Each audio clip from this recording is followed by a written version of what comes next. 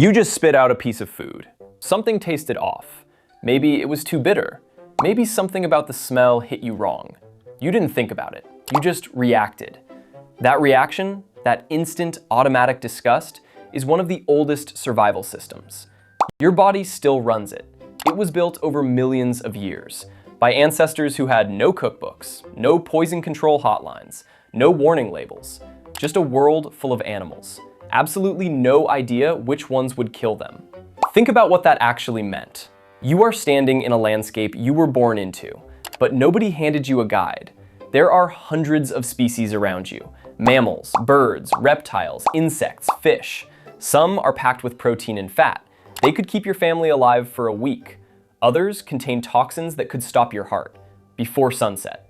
You have no way to tell from the outside. No color-coded system. No pattern you can memorize.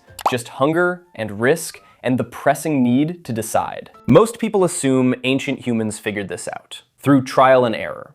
Somebody ate the wrong thing, died, everyone else learned to avoid it. And that did happen. But if that was the only mechanism, the math doesn't work. Early human bands were small, sometimes fewer than 50 people. You cannot afford to lose members constantly to poisoning experiments. One wrong death in the wrong season could collapse the entire group. Trial and error was real, but it was never the whole story. Here is what actually happened. It is far more sophisticated than most expect. Your ancestors were not randomly tasting everything. They were reading. They were watching. They were running a system of observation, so detailed and layered that modern scientists spent decades reconstructing it. They watched what other animals ate. They tracked which creatures predators avoided. They paid attention to behavior, smell, reactions, their own bodies after small exposures. They shared information across generations, turning individual experience into collective knowledge. Underneath all of that, buried deep in biology itself, they had something even more powerful, a set of built-in signals. Their bodies were already sending them, signals most of us still receive every day, without knowing what they are or where they came from. Long before your ancestors took a single bite, they were already gathering information. And the first source they turned to was not each other. It was the animals around them. Watch what survives. That was the principle. If a bird lands on a berry and flies away fine, that berry is worth investigating. If nothing touches a particular plant, if insects avoid it, if animals walk past it without interest, leave it alone. This sounds simple, but it required years of attention, generations of accumulated observation, passed down not in writing, but in behavior, in instinct, in the way a mother guided a child's hand away from something without explaining why. The same logic applied to meat. Early humans were scavengers before they were hunters. They arrived at carcasses after lions and hyenas had already fed. And here is something most people never consider. Predators are extraordinarily good at detecting internal disease in prey.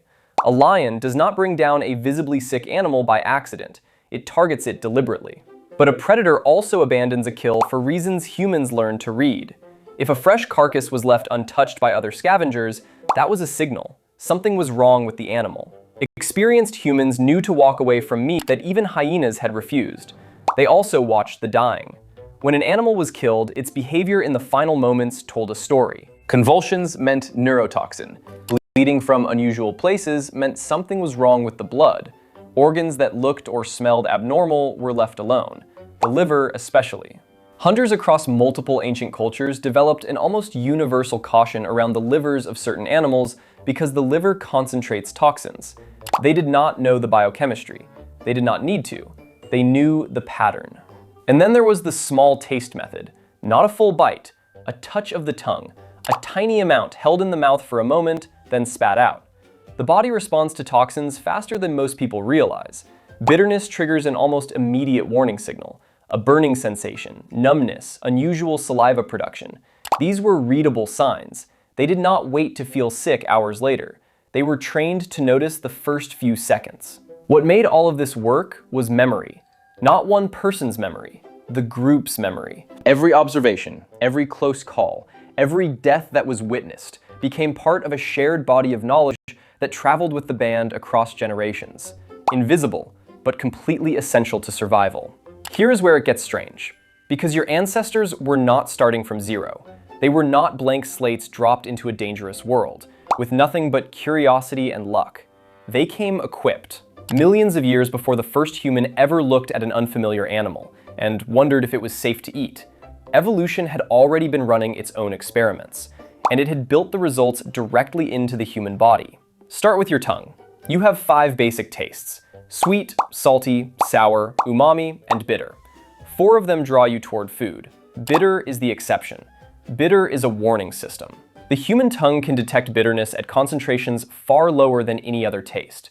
Lower than sweet, lower than salt, lower than sour by a significant margin. This is not an accident. Most of the toxic compounds found in nature, alkaloids, glycosides, certain proteins, are bitter. Your mouth was calibrated specifically to catch them before they reached your stomach. You were born with a toxin detector already installed. But it goes deeper than taste. Your sense of smell is wired directly into the oldest part of your brain, bypassing the rational thinking regions entirely. When you smell something that triggers disgust, you do not think your way to a conclusion. Your body reacts before your conscious mind has formed a single word about it. That reaction, that visceral physical recoil, is ancient beyond comprehension. It predates language. It predates complex thought. It is your nervous system doing exactly what it was built to do, pulling you away from potential danger faster than reasoning ever could. And then there is something even more specific. Something researchers have only begun to fully appreciate in the last few decades. Humans have an extraordinary sensitivity to the smell of disease. Studies have shown that people can detect illness in others through smell alone, often before visible symptoms appear. The immune system, when activated, changes the chemical composition of sweat, breath, and skin, and humans can smell that change. This sensitivity almost certainly extended to prey animals.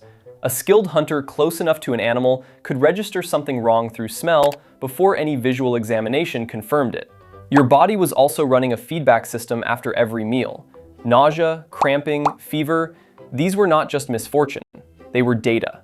They were your body flagging the source and burning the association into memory, with a ferocity that no pleasant experience could match.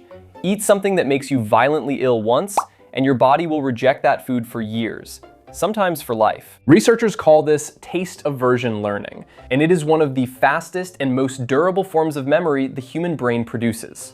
One exposure, one powerful negative consequence. Permanent record. Your ancestors did not need to understand any of this mechanically. So here you are, sitting in a grocery store with 40 different types of protein stacked in a refrigerated case, every one of them inspected, labeled, and certified safe before it ever reached the shelf. And somewhere underneath all of that convenience, the same system your ancestors built over millions of years is still running, quietly, constantly, often in ways you mistake for something else entirely. That moment when you open a package of chicken and something about the smell makes you hesitate. You check the date. It says it is fine, but you throw it out anyway. That is not irrational. That is a system so finely tuned by millions of years of life and death decisions that it caught something your conscious mind could not articulate. Researchers have documented cases where people rejected food that later tested positive for contamination based on smell alone, before any visible signs appeared. Your body was right, you just did not know why. Or consider the near universal human aversion to certain textures. Slimy, gelatinous, unexpectedly soft in something that should be firm. These texture responses map almost perfectly onto the physical signs of bacterial decomposition in animal tissue.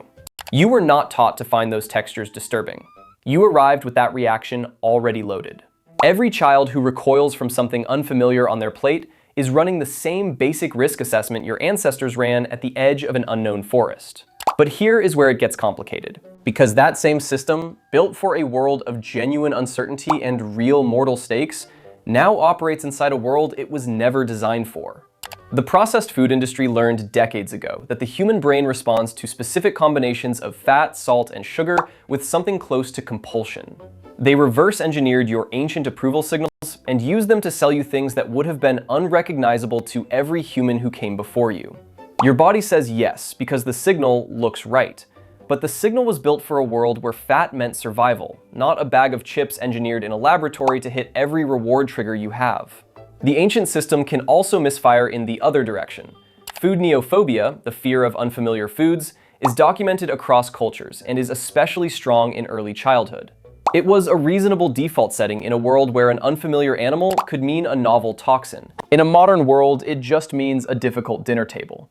What your ancestors built across millions of years of hunger and death and hard-won collective knowledge is still inside you, still working, still trying to keep you alive in a world that no longer exists. Every hesitation, every instinctive recoil, every time your body knows something before your brain does, that is them.